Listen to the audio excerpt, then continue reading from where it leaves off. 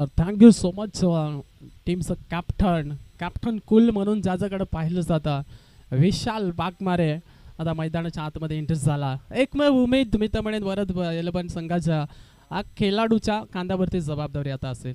हो yorker Bernat वेगावरती spar पण पाहतोय सोहेल धार पवार ज्याच्या दुसऱ्या षटकामध्ये त्याला मी तर म्हणेन गोलंदाजीसाठी त्याला बोलवलंय संघनायक अजय बसवाडा आणि या ओव्हरमध्ये सोहेलची चांगली गोलंदाजी देखील राहिलेली आहे.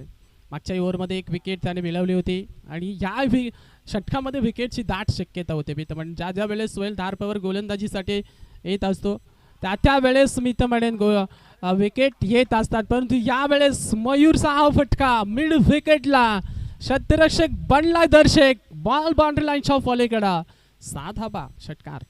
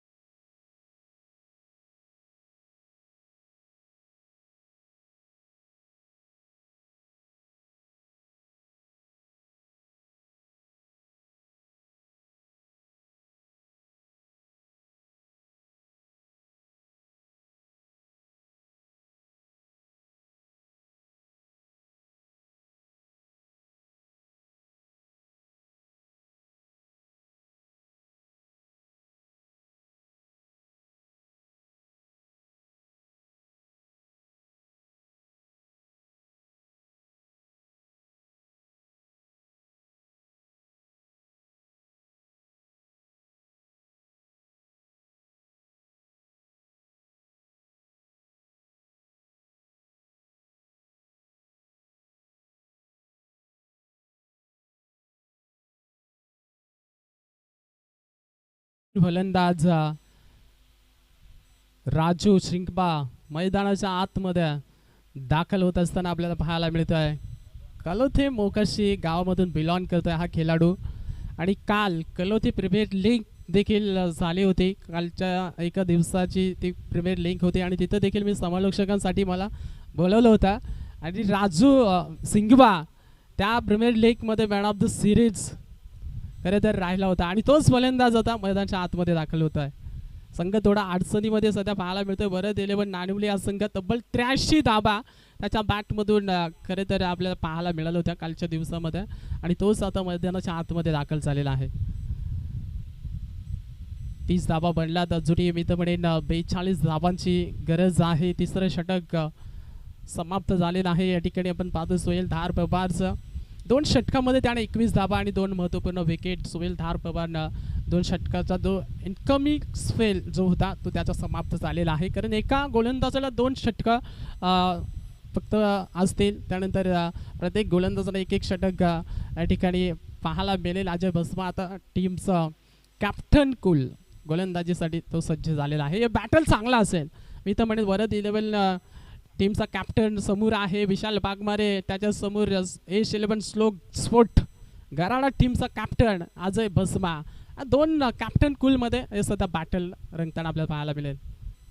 ओ यॉर्कर पद्धतीचा बॉल लॉंग ऑनला क्षेत्ररक्षक सोहेल त्या ठिकाणी पाहायला मिळत आहे. फक्त आणि फक्त सिंगल दाब या ठिकाणी पाहायला मिळत आहे. अजय बसमा माथेरान संघाची रन मशीन त्याचा बॅटमधून आपण अतिशय चांगली इनिंग त्यानं साकारली. टीमला एक टोटल फॅटिंग स्कोअरपर्यंत त्याने पोहोचवलं होतं, कारण थोडंसं मी तर म्हणेन विकेट जात असताना त्याने एका बाजूला डाबाला सावरलं होतं की 70+ धाबा आम्हाला कशाही परिस्थितीमध्ये या मैदानावरती बनवायच्या आहेत. परंतु अजय बसमा जर लवकर बाद झाला असता तर कदाचित धाबा 50-60 पर्यंत रोखलं असतं एस 11 स्लोक स्पोर्ट गराडा तेवढ्यापर्यंत. अजयनं ओळखलं होतं की एक चांगली इनिंग साकारायची आहे. त्यामुळे अजय बसमाच्या बॅटमधून तब्बल आपण 45 धावांची इनिंग पाहिली. चांगली फिल्डिंग जबरदस्त. सोहेल धार पवार 2 षटकांचं त्यांना स्पेल फेकल्यानंतर चांगली तिकडे फिल्डिंगसाठी देखील मोठं योगदान तसं पाहायला मिळते. लॉंग ऑनला क्षेत्ररक्षण तो करतोय. डावखुरा आताचा एक स्फोटक गोलंदाज म्हणून त्याच्याकडे खरं तर पाहिलं जात आहे. अशा बसमा चांगली गोलंदाजी राहिली. सुरुवातीच्या 3 चेंडूवरती 2 धाबा दाडा आतापर्यंत खर्च केलेले आहेत, परंतु विशाल बाकमारेला इथून एक चांगली इनिंग देखील साकारावी लागेल या मॅचमध्ये. धाबाचा आपण विचार केला तर धाबा कुठेतरी मागच्याही ओव्हरमध्ये जास्त आल्या नव्हत्या. सोहेल धार पवारच्या 2 षटकामध्ये फक्त 21 धाबा आलेल्या आहेत. पहिल्या षटकामध्ये खरं तर 9 आल्या होत्या. दुसऱ्या षटकामध्ये तब्बल आपण विचार केला तर दुसऱ्या षटकामध्ये थोड्या एक्स्ट्रा धाबा 11 धाबा आल्या होत्या.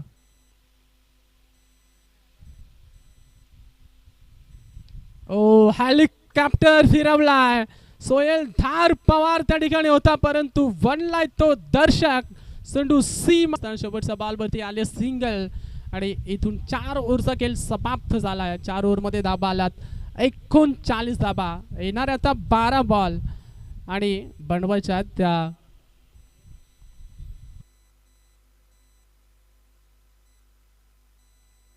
12 मध्ये 34 धावसंख्येची गरज.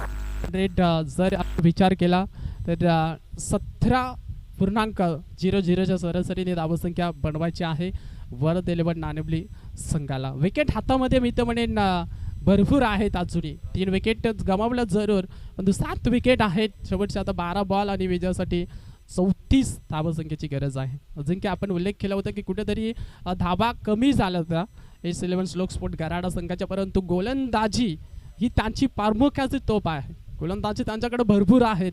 असे गोलंदाज युवा गोलंदाज देखील आहे आणि अनुभवी गोलंदाजाचा भरणा देखील ह्या टीमकडे आहे. तब्बल मी तर म्हणेन या टीममध्ये ना अजिंक्य की 8 किंवा 9 गोलंदाज असे आहेत की त्यांना कधी गोलंदाजीसाठी जरी बोलवलं तरी त्यांच्याकडे असं कधीच कमतरता वाचणार नाही आहे गोलंदाजीसाठी S11 श्लोक स्पोर्ट गराडा टीमकडं.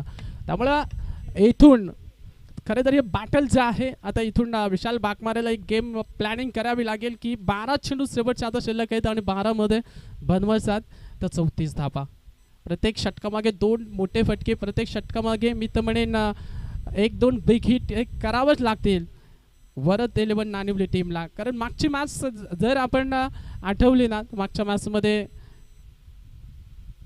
देखील चांगली बॅटिंग केली होती मी तर म्हणेन, परंतु शेवटच्या ओव्हरमध्ये 12 धाबा रोहिदास या गोलंदाजांना डिफेन्स करू दिला नव्हत्या मी तर म्हणेन दर्श 11 सुधागड टीमला. आणि त्याच इंटेक्शन विशाल बाकमारेची बॅटिंग सध्या चालू आहे. मिड विकेटच्या डोक्यावरून त्यानं हा संघर्षाचा षटकार टोकलाय.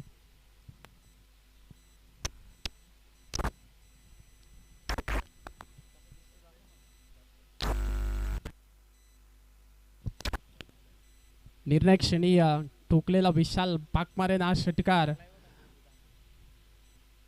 विशालकडे क्षमता आहे, टीमचा कॅप्टन, आणि त्याला कॅप्टनशिप विनिंग आता त्याला या मॅच मध्ये खेळावे लागेल. शरीरापासून लांब ठेवण्याचा प्रयत्न होता, परंतु पंच त्या ठिकाणी इशारा करत आहेत. व्हाईट बॉलचा अतिरिक्त एक्स्ट्राचा ह्या धाबा येत असताना आपल्याला पाहायला मिळतं. या धाबांची गरज आहे, धाबा येणं अपेक्षित आहेत आता वर्ध 11 नाणेबली टीमसाठी. कारण धाबा कशा येऊ, बॅट नाही बा, एक्स्ट्रा नाही बा, या धाबा येणं गरजेचं. Out shot Vishal Bakmare on fire. जबरदस्त फटका, सलगचा दुसरा षटकार विशाल बाकमारेच्या बॅटमधून आपण पाहतोय. पलट बार काय असतो ना, विशाल बाकमारे जाणतो या मॅच मध्ये आणि त्याने ठोकलाय दुसऱ्याही बॉलवरती हा दुसरा षटकार. मागचा सीझन आठवतोय, विशाल बाकमारे चॅम्पियन आम्ही का झालो होतो मागच्या सीझन मध्ये, आणि श्लोक स्पोर्ट गराडा टीमला खरं तर पराभूत केलं होतं मागच्या सीझन मध्ये फायनलच्या मॅच मध्ये. आणि त्याचंच जणू काही ॲक्शन रिप्ले आपण या ठिकाणी पाहतोय. टीमची धावसंख्या आहे धावपटलावरती 52, येणारे 10 चेंडू 21 धावसंख्येची गरज आहे. 10 बॉल 21चं समीकरण थोडासा आपटला होता. खेळपट्टीवरती चेंडू गोलंदाज आपल्याला पाहायला मिळतोय निखिल.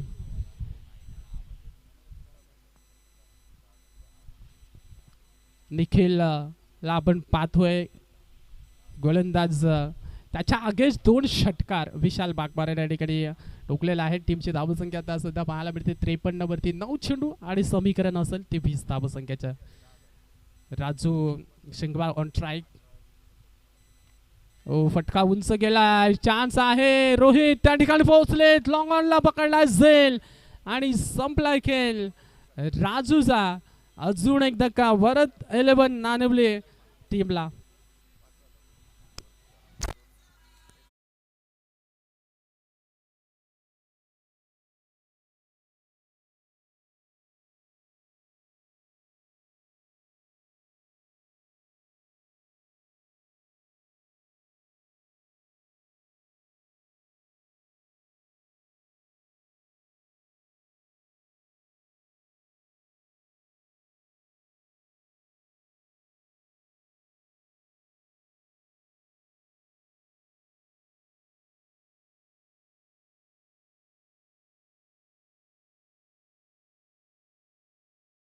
असताना राजू शिंगवाची विकेट आलेली आहे या ठिकाणी, परंतु विशाल बागमारेला आता सध्या तरी नॉन स्ट्राईक केनला पाहायला मिळतोय. त्याच्या बॅटमधून 2 षटकार, 8 चेंडूमध्ये 22 वरती तो बॅटिंग करतोय. कॅप्टन कुल विनिंग त्याच्या बॅटमधून खरं तर येत असताना आपण पाहतो. जशी बॅटिंग केली होती अजय भस्माना, जरूर काय त्याच इंटेक्शननं बॅटिंग आज इथून विशाल बागमारे करतोय.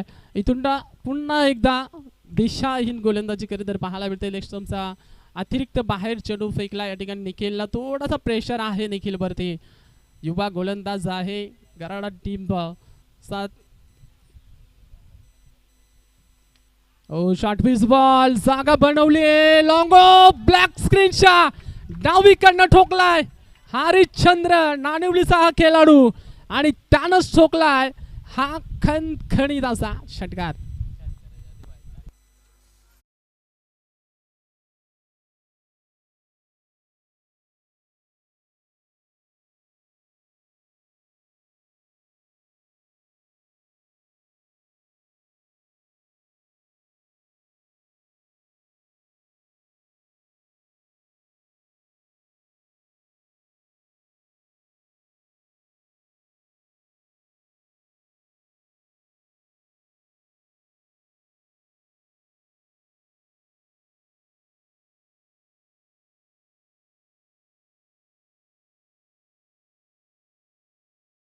सुधाकर आणि भाग्यश्री अश्विनी 11 सारंग पालीवाडी टीम सोबत जी मॅच होती त्याही मॅच मध्ये 6 चेंडू मध्ये तिथं समीकरण होतं 12 धावसंख्येचा अजिंक्य.